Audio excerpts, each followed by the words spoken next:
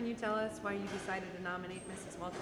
Well, when I saw the email that came across and encouraging us to think about people that were doing things in the community for us, and immediately just thought, gosh, she's not just doing things for my residents, but she's doing things for these kids, and that was a perfect example of what I thought volunteerism is in the community of National Church residents.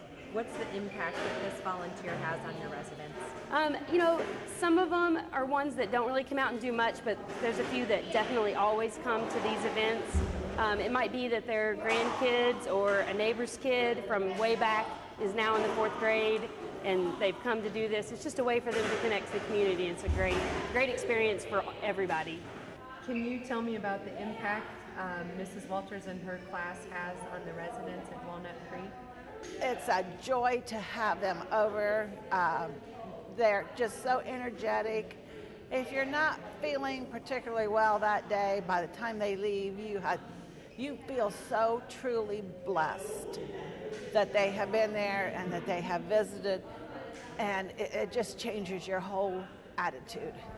Can you tell us a little bit about how you got started with volunteering, or why service has been so important to you over your life? Well, when I first started teaching 4th grade, I saw a retirement center across the street. I didn't have to rely on a bus. It's like I can just take my kids and walk across the street. And I knew that these children needed to learn how to be respectful and responsible to older adults. And I knew that adults sometimes miss that contact with young children. And so this, to me, was a win-win situation. And after the first time we went, the kids loved it, I loved it, the adults loved it, so I just kept on going with it, and I've never been sorry, ever. So it's just something that I plan to continue to do. Yeah.